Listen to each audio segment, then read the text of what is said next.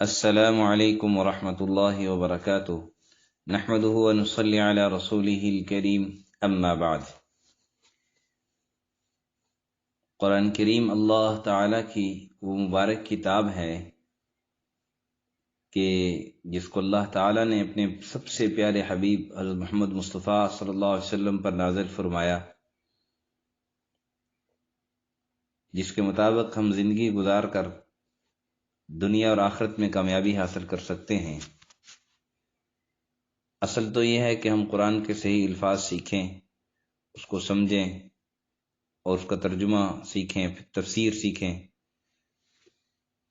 تو صحیح بات، پوری بات ہمیں معلوم ہو سکتی ہے کہ اللہ رب العزت اس کلام میں ہم سے کیا کیا باتیں ارشاد فرما رہے ہیں۔ اور چونکہ یہ ہمارے لیے زندگی گزارنے کا ایک رہنما اصول بتلاتی ہے، تو ہم اس کے مطابق زندگی گزار سکتے ہیں کامل طریقے سے اس وقت کہ ہم اس کو صحیح طریقے سے سیکھیں، پوری اس کی ترجمہ تفسیر سیکھیں۔ اس کے لیے تو ایک الگ سلسلہ ہمارا چل رہا ہے، اور ہمارے یوٹیوب چینل پیغام قرآن اکیڈمی میں باقاعدہ طور پر ترجمہ تفسیر، مختصر ترجمہ تفسیر کے عنوان سے ایک سلسلہ چل رہا ہے، جس میں الحمدللہ ابھی تک ہم 7ویں پارے تک پہنچے ہیں۔ بہرحال رمضان المبارک میں ہم قرآن کا جو خلاصہ ہے، مختصر خلاصہ کوشش کریں گے، مختصر سے مختصر خلاصہ آپ کے سامنے پیش کریں۔ تو سب سے پہلے سورہ فاتحہ ہے۔ تو سورہ فاتحہ ایک قرآن کی ابتدا اس سے ہوتی ہے، چونکہ قرآن کریم کا افتتاح اس سورت سے ہوا ہے، اور فتح کا مطلب کھولنا ہے، تو اس کو بھی پڑھنے کے لیے، ہم قرآن کو پڑھنے کے لیے جب قرآن کو کھولتے ہیں تو پہلے یہ سورت نظر آتی ہے، اس لیے اس کو سورۃ الفاتحہ بھی کہتے ہیں۔ یہ سورت دراصل ایک دعا ہے جو اللہ تعالیٰ نے قرآن کریم کا مطالعہ شروع کرنے والوں کو سکھائی ہے۔ اس کے ساتھ یہ بھی تعلیم دی ہے کہ اللہ سے دعا کا طریقہ کیا ہونا چاہیے۔ چنانچہ اس کی ابتدائی 3 آیتوں میں اس حقیقت کی طرف رہنمائی کی گئی ہے کہ انسان اگر غور کرے تو اس پر یہ بات پوشیدہ نہ رہے گی کہ انسان کے جسم و روح کے قیام و بقا کے سارے لوازم اور سارے تقاضوں کا نظم اگر اللہ نہ کرتا تو پھر انسان 1 سیکنڈ بھی زمین پر سانس نہیں لے سکتا تھا۔ یہ اللہ کا رحم اور اس کی پرورش ہے اللہ تعالیٰ کی، جس کی وجہ سے انسان اس زمین پر قائم اور باقی ہے۔ لہذا انسان کی قدر و شناسی اور احسان شناسی دونوں کا تقاضا یہی ہے کہ اس دل کا اللہ تعالیٰ کا احسان مند ہونا چاہیے، اور دل کے ساتھ اللہ تعالیٰ کے احسانات اور اس کی نعمتوں کے اعتراف کے جذبے سے یہ دل سرشار ہونا چاہیے، اور ہر وقت اللہ تعالیٰ کی حمد و ستائش اس کو کرنی چاہیے۔ اس کے بعد اس درخواست کا تذکرہ ہے، اور وہ طریقہ بتلایا گیا ہے جو بندے کو اپنے خدا کے حضور میں پیش کرنا چاہیے، یعنی اس راہ راست کی ہدایت کی استدعا اللہ تعالیٰ سے کرنی چاہیے، جس پر چل کر انسان فلاح و سعادت حاصل کر سکے۔ یہاں سے یہ بات واضح ہوتی ہے کہ اس سورت اور قرآن کا تعلق دعا اور جواب دعا کا ہے۔ بندے اپنے رب سے صراط مستقیم کی ہدایت کے لیے دعا کی بندے نے، اس کے بعد اللہ تعالیٰ کی جانب سے پورا قرآن رکھ دیا کہ یہ ہے وہ ہدایت و رہنمائی جس کی درخواست تو نے کی ہے، یعنی یہ جو قرآن تیرے سامنے رکھا جا رہا ہے، یہ وہ رہنما اصول ہیں کہ آپ نے جو دعا اللہ سے مانگی ہے، اہدنا الصراط المستقیم اور صراط الذین انعمت علیہم، راستہ ان لوگوں کا جن پر تو نے انعام کیا، سیدھا راستہ دکھا اور گمراہوں کے راستے سے بچا، تو اللہ تعالیٰ یہ پورا قرآن بتلا رہے ہیں کہ یہ پورا قرآن ہے، اس کو آپ سمجھو، اس کو سیکھو، اس کے مطابق زندگی گزارو، تو 3 کام ہوں گے۔ ہدایت بھی ملے گی، انعام یافتہ لوگوں کا راستہ بھی ملے گا، جو کہ اصل ہدایت کا جو اتم کامل درجہ ہے، اور پھر ان لوگوں کے راہ سے تیری حفاظت بھی ہوگی جو کہ گمراہوں کا راستہ ہے۔ تو گویا یہ دعا جو سورہ فاتحہ میں ہم مانگتے ہیں، تو پورا قرآن اس دعا کی جواب کی صورت میں ہے کہ ایسے آپ زندگی گزارو گے تو پھر آپ ہدایت پا سکو گے، انعام یافتہ لوگوں کا راستہ پا سکو گے۔ اور اس کے بعد سورہ بقرہ شروع ہوتی ہے۔ اس سورت کا نام بقرہ اس لیے رکھا گیا ہے کہ ایک جگہ گائے کا ذکر ہے۔ بقرہ گائے کو کہتے ہیں، اور اس کو بقرہ کہنے کا مطلب یہ نہیں کہ اس میں گائے کے مسئلے پر بحث کی گئی ہے، بلکہ مطلب اس کا صرف یہ ہے کہ وہ سورت جس میں گائے کا ذکر ہے، اور بقرہ کی حکایت میں اللہ تعالیٰ نے ایک عظیم الشان محیر العقول قدرت کا ذکر کیا ہے، اس لیے اس نام میں اس کی طرف اشارہ کر دیا۔ اس سورت کا زیادہ تر حصہ ہجرت مدینہ کے بعد مدنی زندگی کے بالکل ابتدائی دور میں نازل ہوا، اور کم تر حصہ ایسا ہے جو بعد میں نازل ہوا۔ اور یہ سورت درجے مضامین پر مشتمل ہے۔ قرآن مجید کے اللہ تعالیٰ کے کتاب ہونے میں کوئی شک و شبہ نہیں، اس مضمون پر مشتمل ہے۔ اس کتاب سے فائدہ اٹھانے کی چند اہم شرطیں بیان کی گئی ہیں اس کے اندر، اور توحید کی طرف دعوت، منکرین حق کے مختلف گروہوں کی حالتوں کا تذکرہ ہے، خاص طور پر نفاق کی مذمت اور منافقین کی خصلتوں اور عادتوں کا اس صورت میں تذکرہ ہے۔ پھر دنیا میں منصب آدمیت، انسان کی تخلیق کا مقصد کیا ہے، انسان اس ذمہ داری کو کس طرح انجام دے سکتا ہے، انسانیت کی خاصیت اور علامتیں کیا ہیں، اور اس کے مقابلے میں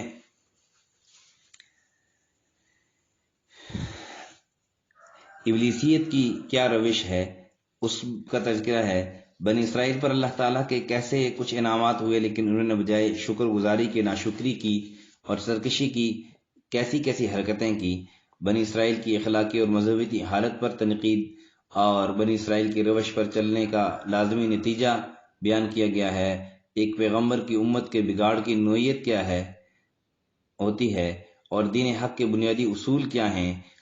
تمدن، معاشرت، معیشت اور قانون و سیاست کے متعلق اصولی ہدایات بھی ہیں، تبلیغ دین کے لیے کس طرح اور کیسی کوششیں درکار ہیں،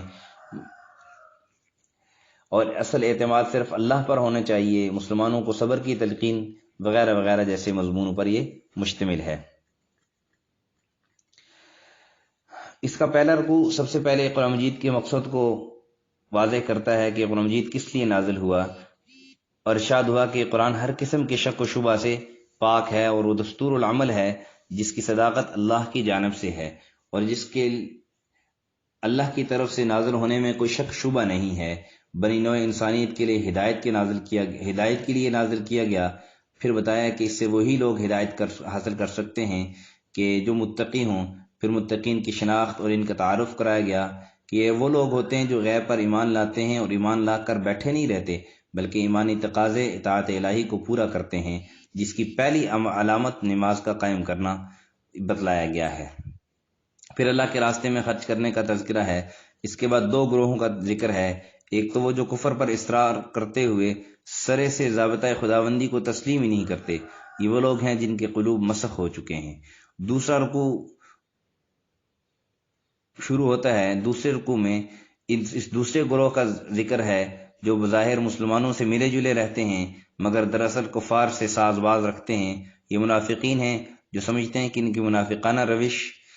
ان کے لیے مفید ہوگی، حالانکہ ان کی روش انہیں دنیا میں بھی نقصان پہنچائے گی اور آخرت میں بھی ان کے لیے دردناک عذاب لائے گی،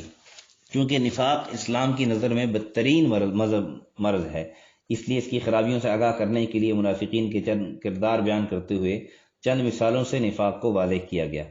پھر تیسرے رکوع میں بنی نوع انسان کو مخاطب کر کے توحید کی دعوت دی گئی، اور یہ بتایا گیا ہے کہ عبادت و اطاعت صرف اللہ وحدہ لا شریک کی ہونی چاہیے، اور اس کے لیے بطور دلیل کے کہا گیا ہے کہ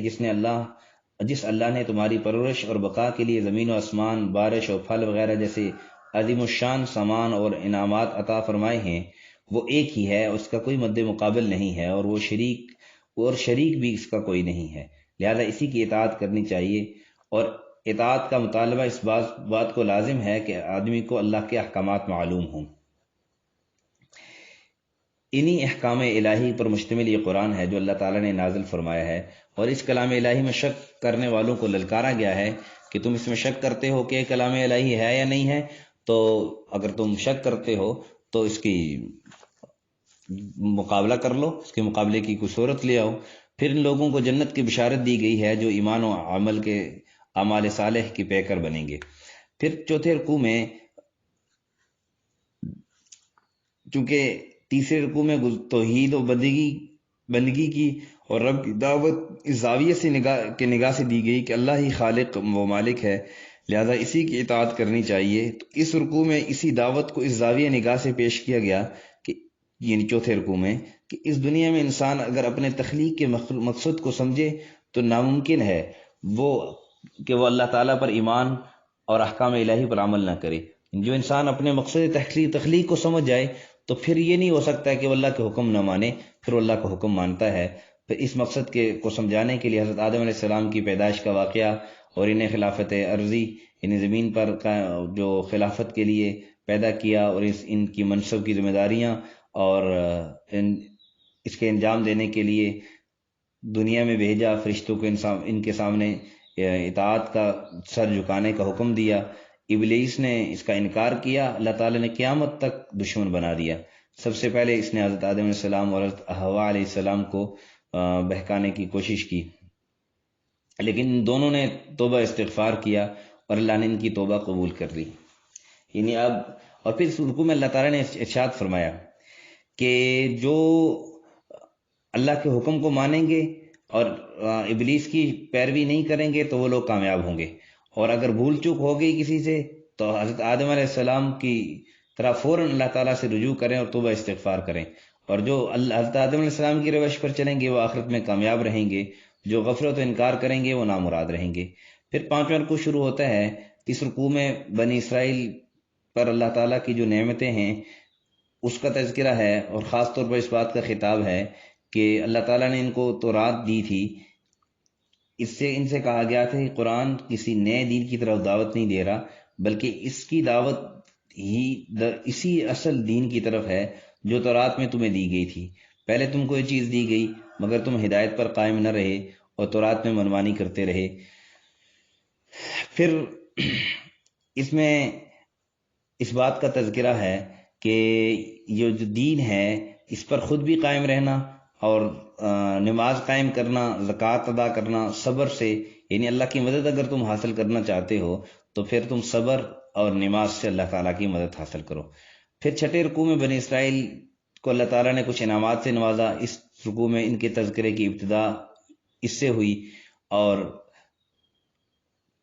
اب یہ پانچویں رکوع سے یہ سلسلہ چلا۔ انعامات کے ساتھ ساتھ یہ بتایا کہ اس قوم نے کس طرح ایک نعمت کا کفران کیا، نعمت کا انکار کیا، پھر ان کی پاداش میں یہ قوم کس طرح ذلیل ہوئی۔ اس کی ساری تفصیلوں سے مسلمانوں کو سبق دینا ہے۔ جو قوم اللہ کی بھیجی ہوئی ہدایت سے اعراض کرتی ہے اس کا انجام کیا ہوتا ہے۔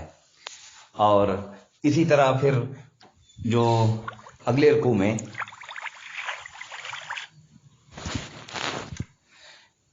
میں اللہ تعالیٰ نے موسیٰ علیہ السلام کی اس قوم کا تذکرہ کیا کہ جنہوں نے موسیٰ علیہ السلام سے بنی اسرائیل نے پانی مانگا۔ یہ ساتویں رکوع میں کہ پانی مانگا تو حضرت موسیٰ علیہ السلام نے عصا مارا، اس سے 12 چشمے پھوٹ گئے، اور ہر ایک قوم کے لیے جو ہے نا وہ الگ الگ گھاٹ بن گئی۔ الگ الگ ہر قوم قبیلے نے اپنا جو ہے وہ چشمہ پہچان لیا، اس سے وہ پانی پیتے، چونکہ بہت لاڈلی قوم تھی، لڑتے جھگڑتے رہتے تھے، اس لیے اللہ تعالیٰ نے ہر ایک قوم کے لیے، قبیلے کے لیے الگ الگ چشمے کا انتظام فرمایا۔ پھر رکوع نمبر 8 میں اجمالی طور پر یہ بتایا کہ یہودیت، نصرانیت کی گروہبندیاں دنیا اور آخرت کی کامیابیوں سے ہمکنار نہیں کر سکتی۔ یعنی یہ سمجھیں کہ جس کا جو مسلک ہے، کوئی کہتا ہے میرا فلانا مسلک ہے، میرا فلانا مسلک ہے، یہ بات یاد رکھیں کہ جس کا جو بھی مسلک ہے اور جس قبیلے سے، جس مسلک سے بھی اس کا تعلق ہے، اگر اپنی زندگی اللہ کے حکم پیارے حبیب صلی اللہ علیہ وسلم کے طریقے کے مطابق گزار رہا ہے تو وہ کامیاب ہے، اور اگر اپنی زندگی اللہ کے حکم پیارے حبیب صلی اللہ علیہ وسلم کے طریقے کے مطابق نہیں گزارا تو وہ انسان ناکام ہے، ہمیشہ کے لیے ناکام ہے۔ پھر بنی اسرائیل کا تذکرہ ہے کہ وہ اپنے وعدے سے پھر گئے، ان سے وعدہ لیا گیا تھا کہ اللہ کے حکم مانیں گے اور اطاعت میں جو ہے نا اپنے آپ کو شامل رکھیں گے، اسی میں مصروف رہیں گے، لیکن وہ اس عہدے سے پھر گئے، اور پھر قتل میں شروع ہو گیا ان کے اندر۔ اور ایک اس گائے کا تذکرہ بھی ہے کہ ایک قتل کی جو ہے نا وہ شناخت نہیں ہو رہی تھی، تو اللہ تعالیٰ نے حکم دیا کہ گائے ذبح کرو اور مقتول کی لاش کو اس کا ایک حصے سے ضرب لگاؤ۔ اس پر بنی اسرائیل نے ٹال مٹول کی، آخر میں بڑی ہیل و حجت کے بعد ان کو یہ گائے ملی اور انہوں نے اپنا قاتل معلوم کیا۔ پھر رکوع نمبر 9، اس میں اللہ تعالیٰ نے مسلمانوں کو خطاب کرتے ہوئے کہا کہ بنی اسرائیل کی ان گمراہیوں اور جرموں کو دیکھتے ہوئے کیا تم اسے توقع رکھتے ہو کہ تمہاری دعوت پر ایمان لے آئیں گے؟ حالانکہ یہ وہ لوگ ہیں جنہوں نے اللہ کی کتاب توحید میں جو ہے نا کتاب اللہ میں تحریف کی، اور کچھ اس میں سے ایسے لوگ ہیں جو تو اپنی کتابوں کو بدلتے رہے اور اس کو دین سمجھ کر لوگوں کو بیچتے رہے، تو اللہ تعالیٰ نے اس سے ان کو منع کیا ہے، اس بات کا تذکرہ ہے۔ اور کہا کہ یہ لوگ کہتے ہیں کہ ہم ہی جنت میں جائیں گے، تو کہا کہ تمہارا کوئی اللہ سے معاہدہ ہوا ہے کہ تم ہی جنت میں جاؤ گے؟ ہم جنت میں جانے کے لیے ایمان اور اعمال صالحہ کی ضرورت رہتی ہے، لہذا اس خوش فہمی میں نہیں رہنا چاہیے۔ پھر رکوع نمبر 10 میں یہ عہد کا جو اعادہ ہے کہ ہم بنی اسرائیل اس عہد کا اعادہ کیا گیا کہ بنی اسرائیل کے لیے کہ آپ اپنی زندگی عبادت و اطاعت میں گزاریں گے، والدین قرابت داروں یتیموں مسکینوں سے حسن سلوک کریں گے، نماز قائم کریں گے، زکوٰۃ دیں گے، ناحق قتل سے احتراز کریں گے۔ لیکن بنی اسرائیل نے اس عہد کی ایک ایک دفعات کی نہایت بے باکی سے اور نہایت جوش سے جو ہے وہ اس کی خلاف ورزی کی۔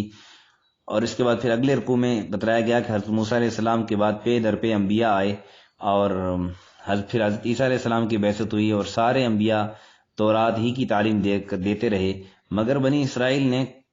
غرور و تکبر سے کام لیا، کسی رسول کی تکذیب کی اور کسی کو قتل کرنے کا وبال مول لیا، تاکہ یہاں تک کہ قرآن نازل ہوا یہ بھی اسی دین کی طرف بلا رہا ہے جو تورات کا ہے اور تورات کی تصدیق کرتا ہے۔ اور نزول قرآن سے بیشتر یہ بنی اسرائیل کی تورات کی پیشن گوئی کی بنا پر دعا کرتے تھے، یعنی قرآن کے نازل ہونے سے پہلے دعا کیا کرتے تھے کہ اے اللہ اس نبی کو مبعوث فرما تاکہ وہ کفار کے مقابلے میں کامیاب ہوں۔ لیکن جو نبی نازل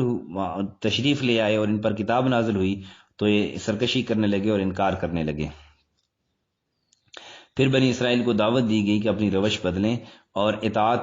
گزاری میں زندگی گزاریں، اسی میں تمہاری کامیابی ہے۔ پھر رکوع نمبر 13 میں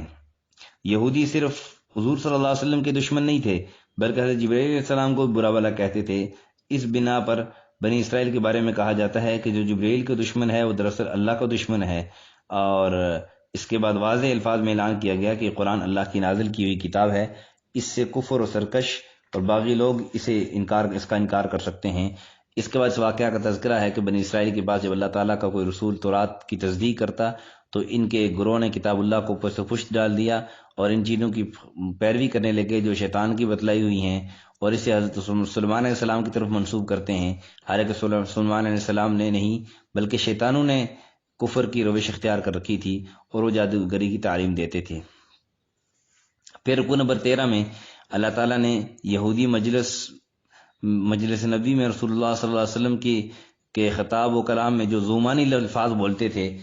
ان یہودیوں کا تذکرہ ہے۔ مثلا کبھی ان کو یہ کہنا ہوتا کہ ذرا ٹھہریے، ہماری بات سمجھ لیں، ہمیں بات سمجھ لینے دیجئے، تو پھر وہ کہتے کہ راعنا، جس کا ایک مطلب تو یہ تھا کہ ہماری رعایت کیجئے، دوسرا مطلب بھی ہوتا کہ نعوذ باللہ آپ جاہل اور احمق اور چرواہے ہیں۔ چند مسلمانوں نے بھی اس طرح کے الفاظ استعمال کیے۔ اس رکوع میں اس پر تنبیہ ہے کہ اپنی زبانوں سے کوئی ایسا شک والا لفظ بھی نہ نکالیں جو توہین کے زمرے میں آئے، جو دین کی کسی شعار کے، کسی نبی کے یا قرآن کے یا شریعت کی کسی متعلقہ چیز کے جو اس کی توہین کے زمرے میں آئے، ایسا دو معنی والا لفظ بھی اپنی زبان سے نہ نکالیں کہ کہیں بے ادبی نہ ہو جائے، کہ بے ادبی یہ انسان کو دور تک پہنچا دیتی ہے، بڑا نقصان ہوتا ہے بے ادبی سے۔ پھر 14ویں رکوع میں پہلے اہل کتاب کی گروہ بندیوں نے جو اختلاف کیا، وہ جو کہتے تھے، یہودی کہتے تھے کہ نصارہ کے پاس کوئی حق نہیں، نصارہ کہتے تھے یہودی حق پر نہیں، حالانکہ دونوں ہی کتاب پڑھتے تھے اور دونوں ہی دعوے دار تھے کہ ہم حق پر ہیں، حالانکہ نجات کا دارومدار نہ یہودیت پر ہے نہ نصرانیت پر ہے، بلکہ اس دین کے مطابق ہے کہ اس پر اپنی زندگی گزارنے پر ہے، جو اللہ کی طرف سے دین آیا ہے، جس کی اثر حضرت آدم علیہ السلام سے لے کر نبی آخر زمان صلی اللہ علیہ وسلم تک رہی۔ پھر اس کے بعد اگلے رکوع میں پھر یہ اس رکوع کے آخر میں بتلایا کہ یہودی و نصارہ تو اس وقت خوش ہوں گے جب اے رسول آپ ان کی پیروی کریں، حالانکہ ہدایت تو بس صرف اللہ ہی کی ہدایت ہے، اس کی پیروی کرنی چاہیے، چاہے کوئی خوش ہو یا ناراض ہو، ہمیں اللہ کا حکم ماننا چاہیے۔ پھر 15ویں رکوع میں بنی اسرائیل کو ان نعمتوں اور فضیلتوں کی یاد دہانی کراتے ہوئے جو اللہ کی جانب سے ان پر ہو رہی تھیں، ان کو قیامت کا خوف دلایا گیا۔ پھر چونکہ حضرت ابراہیم علیہ السلام کے بعد امامت کا منصب ان کی نسل کی اس شاخ کو ملا تھا جو حضرت اسحاق علیہ السلام اور حضرت یعقوب علیہ السلام سے چلی تھی اور بنی اسرائیل کہلاتی تھی، اس لیے اس رکوع میں بات سمجھانے کے لیے امامت حضرت ابراہیم علیہ السلام کی اس نسل کی میراث نہیں بلکہ سچی اطاعت اور فرمان برداری کا پھل ہے، جس میں حضرت ابراہیم علیہ السلام نے اپنی ہستی کو گم کر دیا۔ حضرت ابراہیم علیہ السلام اور ان کی قربانیوں کی طرف اشارہ ہے، اور خانہ کعبہ کی تعمیر کے وقت جو حضرت ابراہیم علیہ السلام نے دعا مانگی تھی اس کا تذکرہ بتایا گیا، اور یہ بتایا گیا کہ امت مسلمہ وہی ہے جس کے بارے میں حضرت ابراہیم علیہ السلام نے دعا کی تھی، اور یہ کتاب قرآن کریم بھی وہی ہے جس کے متعلق حضرت ابراہیم علیہ السلام نے دعا میں کہا تھا کہ اے پروردگار، رسول مبعوث فرما جو لوگوں کو کتاب کی تعلیم دے، لہذا بنی اسرائیل کو تو خاص طور پر اس قرآن کریم اور رسول صلی اللہ علیہ وسلم پر ایمان لانا چاہیے۔ یہاں ایک اہم وضاحت یہ ہے کہ یہود و نصارہ پر تنقید سے متعلق قرآن کریم کی بیان کردہ اس رودات کو پڑھتے وقت وہ حدیث بھی مکمل یاد رکھنی چاہیے جس میں حضور صلی اللہ علیہ وسلم نے فرمایا کہ تم بھی آخر کار گزشتہ امت کی روش پر چل کر رہو گے، یہاں تک کہ اگر وہ کسی گوہ کے ویل میں گھسے تو تم بھی اس میں گھسو گے۔ صحابہ نے پوچھا، اے رسول اللہ صلی اللہ علیہ وسلم، گزشتہ امتوں سے کیا یہود و نصارہ مراد ہیں؟ آپ نے فرمایا، اور کون؟ پھر ہمیں اپنی موجودہ زندگی اور طرز عمل کا بھی جائزہ رہنا چاہیے کہ ہم کیا کر رہے ہیں، کیا ہم اپنی زندگی بھی یہود و نصارہ کے متعلق تو نہیں گزار رہے۔ پھر آخری رکوع میں بتایا گیا کہ حضرت ابراہیم علیہ السلام کا دین بھی یہی اسلام تھا۔ انہوں نے اپنے بیٹوں اور ان کی اولاد کو بھی یہی وصیت کی تھی کہ وہ ہمیشہ مسلمان رہیں، اس لیے یہودی و نصرانیوں کا یہ کہلانا بے اصل ہے کہ یہود و نصرانیت اختیار کر لو تب ہدایت پاؤ گے، کیونکہ حضرت ابراہیم علیہ السلام مشرکین میں سے نہیں تھے، نہ وہ یہودی تھے نہ نصرانی تھے، یہ تو سب بعد کی پیداوار ہے۔ لہذا ملت ابراہیمی کی یکسو ہو کر اتباع ہدایت ہے، یہ ملت ابراہیمی ہے، اور ملت ابراہیمی کی اتباع یہ رسول اللہ صلی اللہ علیہ وسلم اور مومنین ہی کر رہے ہیں۔ لہذا جو ملت ابراہیمی سے اعراض کرتا ہے اس کی عقل ماری گئی۔ اس بنا پر اہل کتاب رائے ہدایت پر اس وقت سمجھے جائیں گے جب رسول اللہ صلی اللہ علیہ وسلم اور رسول اللہ صلی اللہ علیہ وسلم کے صحابہ کی طرح ایمان لائیں گے۔ یہ تھا پہلے سپارے کا خلاصہ۔ اللہ تعالیٰ ہمیں سمجھ عمل کی توفیق نصیب فرمائے۔ السلام علیکم ورحمۃ اللہ وبرکاتہ۔